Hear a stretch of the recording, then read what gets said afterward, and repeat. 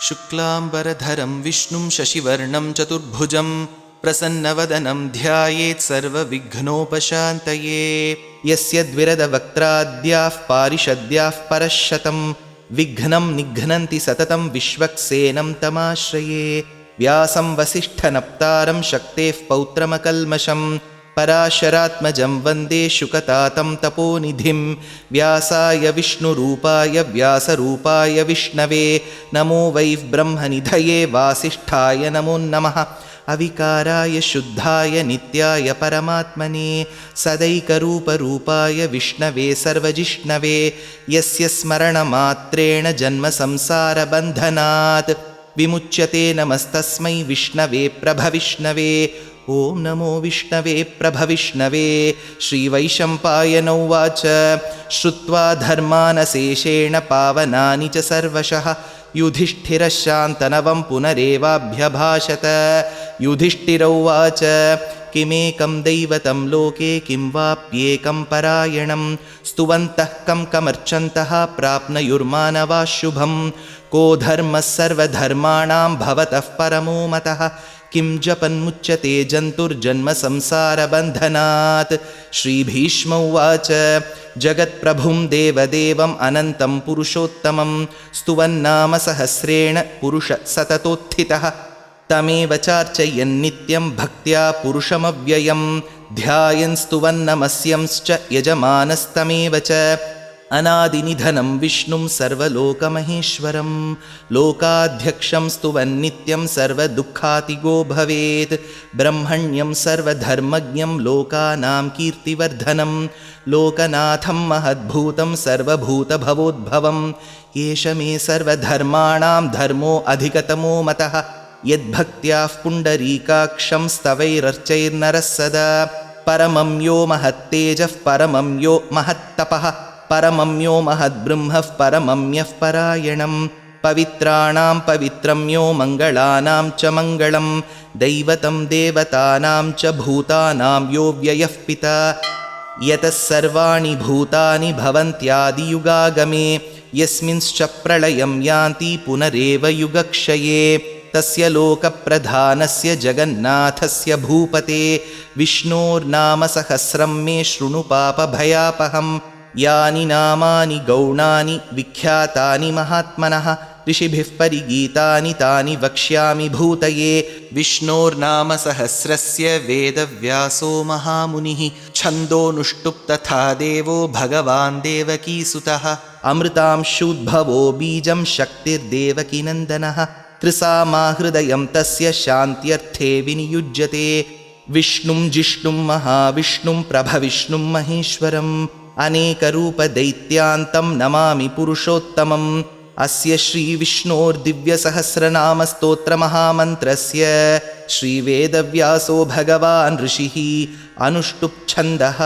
श्रीमहाविष्णुः परमात्मा श्रीमन्नारायणो देवता अमृतांशूद्भवो भानुरिति बीजं देवकीनन्दनस्रष्टेति शक्तिः उद्भवः क्षोभणो देव इति परमो मन्त्रः। शङ्खभृन्नन्दकी चक्रीति कीलकं शार्ङ्गधन्वा गदाधर इत्यस्त्रं रथाङ्गपाणिरक्षोभ्य इति नेत्रं त्रिसामासामगः सामेति कवचम् आनन्दं परब्रह्मेति योनिः ऋतुः सुदर्शनः काल इति दिग्बन्धः। श्रीविश्वरूप इति ध्यानं श्रीमहाविष्णुः प्रीत्यर्थे श्रीसहस्रनामजपे विनियोगः। ध्यानं क्षीरोदन्वत्प्रदेशे शुचिमणिविलसत्सैकते मौक्तिकानां मालाक्लुप्तासनस्थस्फटिकमणिनिभैर्मौक्तिकैर्मण्डिताङ्गः शुभ्रैरभ्रैरदभ्रैरुपरि विरचितैर्मुक्तपीयूषवर्षैः आनन्दीन पुनीयात् अरिनलिनगदा शङ्खपाणिर्मुकुन्दः। भूपादौ यस्य नाभिर्वियदसुरनिलश्चन्द्रसूर्यौ च नेत्रे कर्णावाशाः शिरोद्यौर्मुखमपि दहनो यस्य वास्तेयमब्धिः। अन्तस्थं यस्य विश्वं सुरनरखगो भोगि गन्धर्वदैत्यैः चित्रं रम्यते तं त्रिभुवनवपुषं विष्णुमीशं नमामि। ॐ नमो भगवते वासुदेवाय। शान्ताकारं भुजगशयनं पद्मनाभं सुरेशं विश्वाधारं गगनसदृशं मेघवर्णं शुभाङ्गं लक्ष्मीकान्तं कमलनयनं योगिहृद्ध्यानगम्यं वन्दे विष्णुं भवभयहरं सर्वलोकैकनाथं मेघश्यामं पीतकौशेयवासं श्रीवत्साङ्कं कौस्तुभोद्भासिताङ्गं पुण्योपेतं पुण्डरीकायताक्षं विष्णुं वन्दे सर्वलोकैकनाथं नमः समस्तभूतानाम् आदिभूताय भूभृते अनेकरूपरूपाय विष्णवे प्रभविष्णवे सशङ्खचक्रं सकिरीटकुण्डलं सपीतवस्त्रं सरसीरुहेक्षणं सहारवक्षस्थलशोभिकौस्तुभं नमामि विष्णुं शिरसा चतुर्भुजं छायायां पारिजातस्य हेमसिंहासनोपरि आसीनमम्बुदश्यामम् आयताक्षमलङ्कृतं चन्द्राननं चतुर्बाहुं श्रीवत्साङ्कितवक्षसं रुक्मिणी सत्यभामाभ्यां सहितं कृष्णमाश्रये। हरिः ॐ। विश्वं विष्णुर्वषट्कारो भूतभव्यभवत्प्रभुः भूतकृद्भूतभृद्भावो भूतात्मा भूतभावनः भूतात्मा परमात्मा च मुक्तानां परमागतिः अव्ययः पुरुषः साक्षी क्षेत्रज्ञोऽक्षर एव च योगो योगविदां नेता प्रधानः पुरुषेश्वरः नारसिंहवपुः श्रीमान् केशवः पुरुषोत्तमः सर्वशर्वशिवस्थाणुर्भूतादिर्निधिरव्ययः सम्भवो भावनो भर्ता प्रभवः प्रभुरीश्वरः स्वयंभू शम्भुरादित्यः पुष्कराक्षो महास्वनः अनादिनिधनो धाता विधाता धातुरुत्तमः अप्रमेयो हृषीकेशः पद्मनाभोमरः प्रभुः विश्वकर्मा मनुस्त्वष्टा स्थविष्टस्थविरो ध्रुवः अग्राह्य शाश्वतकृष्णो लोहिताक्षः प्रतर्दनः प्रभूतस्त्रिककुद्धाम पवित्रं मङ्गलं परम् ईशानः प्राणदः प्राणो ज्येष्ठश्रेष्ठः प्रजापतिः हिरण्यगर्भो भूगर्भो माधवो मधुसूदनः ईश्वरो विक्रमी धन्वी मेधावी विक्रमक्रमः अनुत्तमो दुराधर्ष कृतज्ञकृतिरात्मवान् सुरेशः शरणं शर्म विश्वरेता प्रजाभवः अहत्संवत्सरो व्याळः प्रत्ययः सर्वदर्शनः अजः सर्वेश्वरः सिद्धः सिद्धिः सर्वादिरच्युतः वृषाकपिरमेयात्मा सर्वयोगविनिसृतः वसुर्वसुमना सत्यः समात्मा संमितः समः अमोघः पुण्डरीकाक्षो वृषकर्मा वृषाकृतिः रुद्रो बहुशिरा बभ्रुर्विश्वयोनिः शुचिश्रवाः अमृतः शाश्वतस्थाणुर्वरारोहो महातपाः सर्वगः सर्वविद्भानु विश्वक्सेनो जनार्दनः वेदो वेदविदव्यङ्गो वेदाङ्गो वेदवित्कविः लोकाध्यक्षः सुराध्यक्षो धर्माध्यक्षकृताकृतः चतुरात्मा चतुर्व्यूहश्चतुर्दंष्ट्रश्चतुर्भुजः भ्राजिष्णुर्भोजनं भोक्ता सहिष्णुर्जगदादिजः अनघो विजयो जेता विश्वयोनिः पुनर्वसुः उपेन्द्रो वामनः प्रांशुः अमोघ शुचिरूर्जितः अतीन्द्रसङ्ग्रहः सर्गो धृतात्मा नियमो यमः वेद्यो वैद्यः सदा योगी वीरः माधवो मधुः अतीन्द्रियो महामायो महोत्साहो महाबलः महाबुद्धिर्महावीर्यो महाशक्तिर्महाद्युतिः अनिर्देश्यवपुः श्रीमानमेयात्मा महाद्रिधृत् महेश्वासो महीभर्ता श्रीनिवासः सतां गतिः अनिरुद्धः सुरानन्दो गोविन्दो गोविदाम्पतिः मरीर्चिद्दमनोहंसः सुपर्णो भुजगोत्तमः हिरण्यनाभः सुतपा पद्मनाभः प्रजापतिः अमृत्युः सर्वदृक्सिंहः सन्धाता सन्धिमान् स्थिरः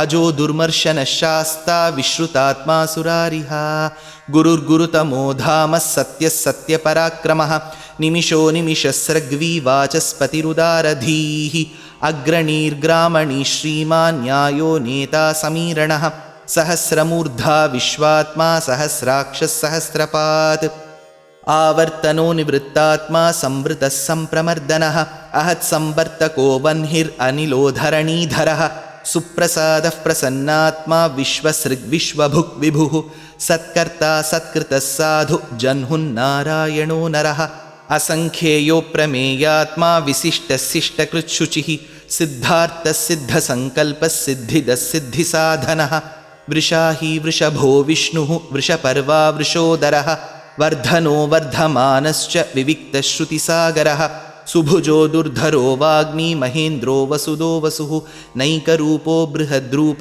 शिपिविष्टः प्रकाशनः ओजस्तेजोद्युतिधरः प्रकाशात्मा प्रतापनः रुद्धस्पष्टाक्षरो मन्त्रः श्चन्द्रांशूर्भास्करद्युतिः अमृतांशुद्भवो भानुः शशबिन्दुः सुरेश्वरः औषधं जगतः सेतुः सत्यधर्मपराक्रमः भूतभव्यभवन्नाथः पवनः पावनो नलः कामः कामकृत्कान्तः कामः कामप्रदः प्रभुः युगादिकृत्युगावर्तो नैकमायो महाशनः अदृश्यो व्यक्तरूपश्च सहस्रजितनन्दजित् इष्टो विशिष्टशिष्टेष्टशिखण्डी नहुषो वृषः क्रोधः क्रोधकृत्कर्ता विश्वबाहुर्महीधरः अच्युतप्रथितप्राणः प्राणदो वासवानुजः अपान्निधिरधिष्ठानम् अप्रमत्तः प्रतिष्ठितः स्कन्दस्कन्दधरो धुर्यो वरदो वायुवाहनः वासुदेवो बृहद्भानुरादिदेवः पुरन्दरः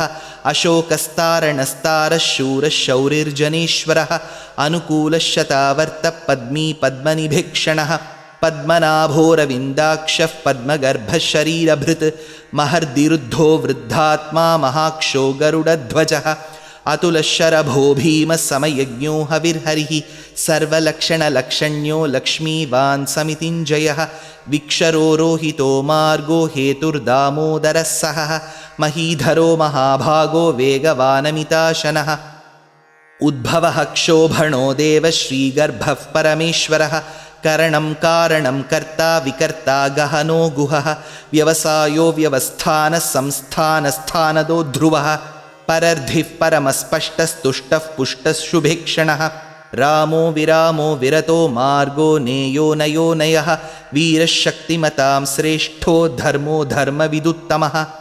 वैकुण्ठपुरुषप्राणप्राणदः प्रणमपृथुः हिरण्यगर्भः शत्रुघ्नो व्याप्तो वायुरधोक्षजः ऋतुः सुदर्शनकालः परमेष्ठी परिग्रहः उग्रः संवत्सरो दक्षो विश्रामो विश्वदक्षिणः विस्तारस्थावरस्थाणुः प्रमाणं बीजमव्ययम् अर्थोऽनर्थो महाकोशो महाभोगो महाधनः अनिर्विण्णस्थविष्टो भूर्धर्मयूपो महामखः नक्षत्रनेमिर्नक्षत्री क्षमः क्षामः समीहनः यज्ञयुज्यो महेज्यश्च क्रतुः सत्रं सताङ्गतिः सर्वदर्शी निवृत्तात्मा सर्वज्ञो ज्ञानमुत्तमं सुव्रतः सुमुखः सूक्ष्मः सुघोषः सुखदः सुहृत् मनोहरोजितक्रोधो वीरबाहुर्विदारणः स्वापनस्ववशो व्यापी नैकात्मानैककर्मकृत् वत्सरो वत्सलो वत्सी रत्नगर्भो धनेश्वरः धर्मगुब्धर्मकृद्धर्मी सदसक्षरमक्षरम् अविज्ञाता सहस्रांशुः विधाता कृतलक्षणः गभस्तिनेमि सत्त्वस्थः सिंहो भूतमहेश्वरः आदिदेवो महादेवो देवेशो देवभृद्गुरुः उत्तरो गोपतिर्गोप्ता ज्ञानगम्यपुरातनः शरीरभूतभृद्भोक्ता कपीन्द्रो भूरिदक्षिणः सोमपोमृतपः सोमः पुरुजित्पुरुसत्तमः विनयोजयः सत्यसन्धो दाशार्हः सात्वतां पतिः जीवो विनयिता साक्षी मुकुन्दो अमितविक्रमः अम्भो निधिरनन्तात्मा महोदधिशयोऽन्तकः अजो महार्हः स्वाभाव्योजितामित्रप्रमोदनः आनन्दो नन्दनो नन्दः सत्यधर्मात्रिविक्रमः महर्षिः कपिलाचार्यः कृतज्ञो मेदिनीपतिः त्रिपदस्त्रिदशाध्यक्षो महाशृङ्गकृतान्तकृत् महावराहो गोविन्दः सुषेणः कनकाङ्गदी गुह्यो गभीरो गहनो गुप्तश्चक्रगदाधरः वेधास्वाङ्गोजितकृष्णो दृढः सङ्कर्षणोच्युतः वरुणो वारुणो वृक्षः पुष्कराक्षो महामनाः भगवान् भगहानन्दी वनमाली हलायुधः आदित्यो ज्योतिरादित्यः सहिष्णुर्गतिसत्तमः सुधन्वाखण्डपरशुर्दारुणो द्रविणः प्रदः दिविस्पृक्सर्वदृग्व्यासो वाचस्पतिरयो निजः त्रिसामासामगस्सामनिर्वाणं भेषजं भिषक् सन्न्यासकृच्छमः शान्तो निष्ठा शान्तिः परायणं शुभाङ्गशान्तिदस्रष्टा कुमुदः कुवलेशयः गोहितो गोपतिर्गोप्ता वृषभाक्षो वृषप्रियः अनिवर्ती निवृत्तात्मा संक्षेप्ता क्षेमकृच्छिवः श्रीवत्सवक्षा श्रीवास श्रीपतिः श्रीमताम्बरः श्रीध श्रीस श्रीनिवास श्रीनिधि श्रीविभावनः श्रीधर श्रीकर श्रेय श्रीमान् लोकत्रयाश्रयः स्वक्षस्वङ्गशतानन्दो नन्दिर्ज्योतिर्गणेश्वरः विजितात्मा विधेयात्मा सत्कीर्तिर्छिन्नसंशयः उदीर्णः सर्वतश्चक्षुरनीशः शाश्वतस्थिरः भूषयो भूषणो भूतिः विशोकः शोकनाशनः अर्चिष्मान् अर्चितः कुम्भो विशुद्धात्मा विशोधनः अनिरुद्धो अप्रतिरथः प्रद्युम्नो अमितविक्रमः कालनेमिनिः शौरिः शूरः शूरजनेश्वरः त्रिलोकात्मा त्रिलोकेशः केशवः केशिहा हरिः कामदेवः कामपालः कामी कान्तकृतागमः अनिर्देश्य वपुर्विष्णुर्वीरोऽनन्तो धनञ्जयः ब्रह्मण्यो ब्रह्मकृद्ब्रह्मा ब्रह्म ब्रह्मविवर्धनः ब्रह्मविद्ब्राह्मणो ब्रह्मी ब्रह्मज्ञो ब्राह्मणप्रियः महाक्रमो महाकर्मा महातेजा महोरगः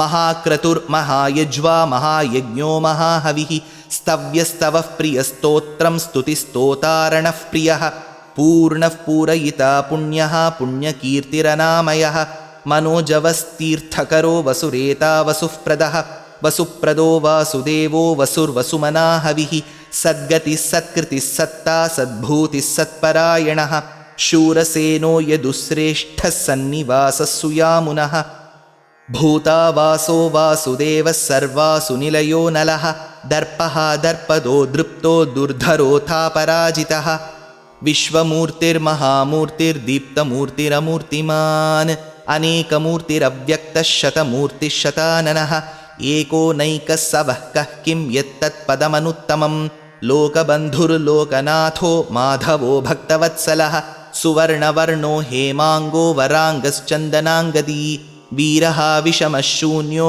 घृताशीरचलश्चलः अमानीमानदो मान्यो लोकस्वामी त्रिलोकधृत् सुमेधा मेधजो धन्यः सत्यमेधाधराधरः तेजो वृषोद्युतिधरः सर्वशस्त्रभृताम्बरः प्रग्रहो निग्रहो व्यग्रो नैकशृङ्गो गदाग्रजः चतुर्मूर्तिश्चतुर्बाहुश्चतुर्व्यूहश्चतुर्गतिः चतुरात्मा चतुर्भावश्चतुर्वेदविदेकपात् समावर्तो निवृत्तात्मा दुर्जयो दुरतिक्रमः दुर्लभो दुर्गमो दुर्गो दुरावासो दुरारिहा शुभाङ्गो लोकसारङ्गः सुतन्तु तन्तुवर्धनः इन्द्रकर्मा महाकर्मा कृतकर्मा कृतागमः उद्भवः सुन्दरः सुन्दो रत्ननाभः सुलोचनः अर्को वाजसनिशृङ्गी जयन्तः सर्वविज्जयी सुवर्णबिन्दुरक्षोभ्यः सर्ववागीश्वरेश्वरः महाहृदो महागर्तो महाभूतो महानिधिः कुमुदकुन्दरकुन्दः पर्जन्यः पावनो निलः अमृतांशोऽमृतवपुः सर्वज्ञः सर्वतोमुखः सुलभः सुव्रतः सिद्धः शत्रुजिच्छत्रुतापनः न्यग्रोधोदुम्बरोऽश्वत्थश्चाणूरान्ध्रनिषूदनः सहस्रार्चिः सप्तजिह्वः सप्तैधा सप्तवाहनः अमूर्तिरनघोचिन्त्यो भयकृद्भयनाशनः अणुर्बृहत्कृशस्थूलो गुणभृन्निर्गुणो महान् अधृतस्वधृतस्वास्यः प्राग्वंशो वंशवर्धनः भारभृत्कथितो योगी योगीशः सर्वकामदः आश्रमश्रमणक्षामः सुपर्णो वायुवाहनः धनुर्धरो धनुर्वेदो दण्डो दमयिता दमः अपराजितः सर्वसहो नियन्ता नियमो यमः सत्त्ववान् सात्विकः सत्यः सत्यधर्मपरायणः अभिप्रायप्रियार्होर्हः प्रियकृत्प्रीतिवर्धनः विहाय सगतिर्ज्योतिर्सुरुचित् हुतभुक् विभुः रविर्विरोचनः सूर्यः सविता रविलोचनः अनन्तहुतभुग्भोक्ता सुखदो नैकदोऽग्रजः अनिर्विण्णः सदामर्षि लोकाधिष्ठानमद्भुतः सनात्सनातनतमः कपिलः कपिरव्ययः स्वस्तिदस्वस्तिकृस्वस्ति स्वस्तिभुक् स्वस्ति दक्षिणः अरौद्रकुण्डलीचक्री विक्रम्योर्जितशासनः शब्दातिगशब्दसः शिशिर शर्वरीकरः अक्रूरः पेशलो दक्षो दक्षिणक्षमिणाम्बरः विद्वत्तमो वीतभयपुण्यश्रवणकीर्तनः उत्तारणो दुष्कृतिः पुण्यो दुःस्वप्ननाशनः वीरः रक्षणः सन्तो जीवनः पर्यवस्थितः अनन्तरूपोऽनन्तश्रीर्जितमन्युर्भयापहः चतुरस्रो गभीरात्मा विदिशो व्यादिशो दिशः अनादिर्भूर्भुवो लक्ष्मी सुवीरो रुचिराङ्गदः जननो जनजन्मादि भीमो भीमपराक्रमः आधारनिलयो धाता पुष्पहासः प्रजागरः ऊर्ध्वगः सत्पथाचारः प्राणदः प्रणवः पणः प्रमाणं प्राणनिलयः प्राणधृत् प्राणजीवनः तत्त्वं तत्त्वविदेकात्मा जन्म मृत्युजरातिगः भूर्भुवस्वस्तरुस्तारः सविता प्रपितामहः यज्ञो यज्ञपतिर्यज्वा यज्ञाङ्गो यज्ञवाहनः यज्ञभृत् यज्ञकृत् यज्ञी यज्ञभुक् यज्ञसाधनः यज्ञान्तकृत् यज्ञगुह्यम् अन्नमन्नादयेव च आत्मयोनिस्वयं जातो वैखानः सामगायनः देवकीनन्दनः स्रष्टा क्षितीशः पापनाशनः शङ्खभृन्नन्दकी चक्री शार्ङ्गधन्वा गदाधरः रथाङ्गपाणिरक्षोभ्यः सर्वः प्रहरणायुधः श्रीसर्वः प्रहरणायुध ॐ नम इति वनमाली गदीर्षार्ङ्गी शङ्खी चक्री च नन्दकी श्रीमान्नारायणो विष्णुर्वासुदेवोऽभिरक्षतु वनमाली गदीर्षार्ङ्गी शङ्खी चक्री च नन्दकी श्रीमान्नारायणो विष्णुर्वासुदेवोऽभिरक्षतु वनमाली गदीर्षार्ङ्गी शङ्खी चक्री च नन्दकी श्रीमान्नारायणो विष्णुर्वासुदेवोऽभिरक्षतु श्रीवासुदेवोऽभिरक्षतु ॐ नम इति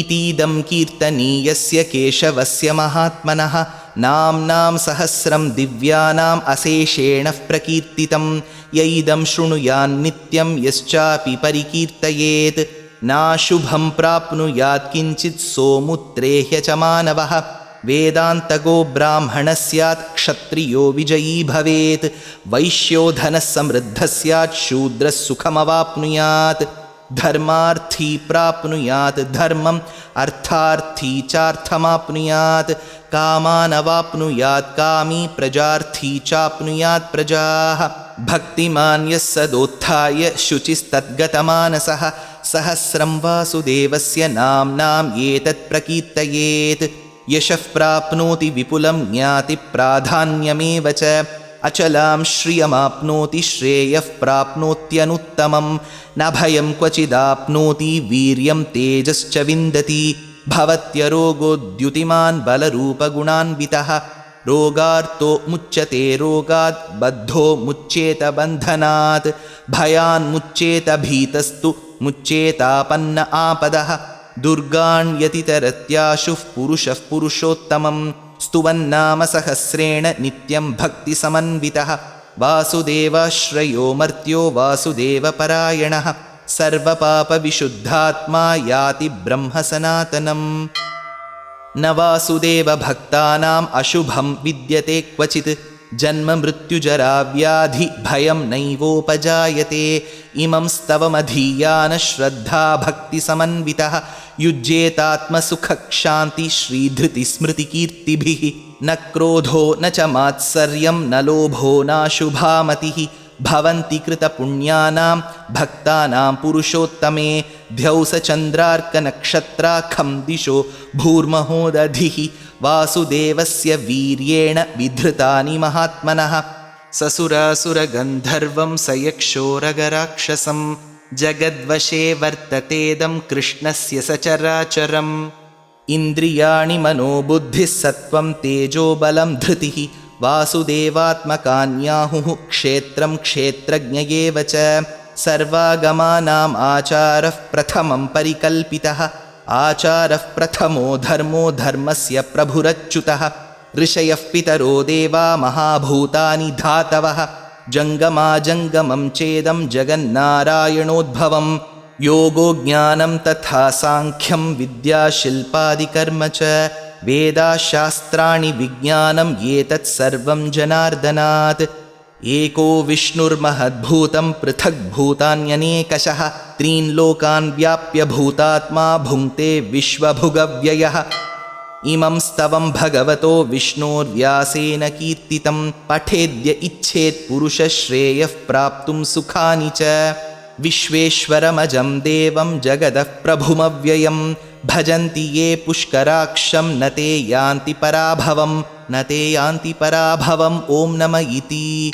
अर्जुन उवाच पद्मपत्रविशालाक्ष पद्मनाभसुरोत्तम भक्तानामनुरक्तानां त्राता भवजनार्दन। श्रीभगवानुवाच यो मां नाम सहस्रेण स्तोतुम् इच्छति पाण्डव सोऽहमेकेन श्लोकेन स्तुत एव न संशय ॐ नम इति। व्यास उवाच वासनाद्वासुदेवस्य वासितं ते जगत्त्रयं सर्वभूतनिवासोऽसि वासुदेव नमोऽस्तु ते। श्रीवासुदेव नमोऽस्तु त ॐ नम इति। पार्वत्युवाच केनोपायेन लघुना विष्णोर्नाम सहस्रकं पठ्यते पण्डितैर्नित्यं श्रोतुम् इच्छाम्यहं प्रभो। ईश्वर उवाच श्रीराम राम रामेति रमे रामे मनोरमे सहस्रनाम तत्तुल्यं राम नाम वरानने। श्रीराम राम रामेति रमे रामे मनोरमे सहस्रनाम तत्तुल्यं राम नाम वरानने। श्रीराम राम रामेति रमे रामे मनोरमे सहस्रनाम तत्तुल्यं राम नाम वरानने। श्रीराम नाम वरानन ॐ नम इति। ब्रह्मोवाच नमोऽस्त्वनन्ताय सहस्रमूर्तये सहस्रपादाक्षि शिरोरुबाहवे सहस्रनाम्ने पुरुषाय शाश्वते सहस्रकोटियुगधारिणे नमः। सहस्रकोटियुगधारिण ॐ नम इति। सञ्जय उवाच यत्र योगेश्वरः कृष्णो यत्र पार्थो धनुर्धरः तत्र श्रीर्विजयो भूतिर्ध्रुवा नीतिर्मतिर्मम। श्रीभगवानुवाच अनन्याश्चिन्तयन्तो मां ये जनाः पर्युपासते तेषां नित्याभियुक्तानां योगक्षेमं वहाम्यहं परित्राणाय साधूनां विनाशाय च दुष्कृतां धर्मसंस्थापनार्थाय सम्भवामि युगे युगे। आर्ता विषण्णा शिथिलाश्च भीताः घोरेषु च व्याधिषु वर्तमानाः संकीर्त्य नारायणशब्दमात्रं विमुक्तदुःखा सुखिनो भवन्तु। कायेन वाचा मनसेन्द्रियैर्वा बुद्ध्यात्मना वा प्रकृते स्वभावात् करोमि यद्यत् सकलं परस्मै नारायणायेति समर्पयामि।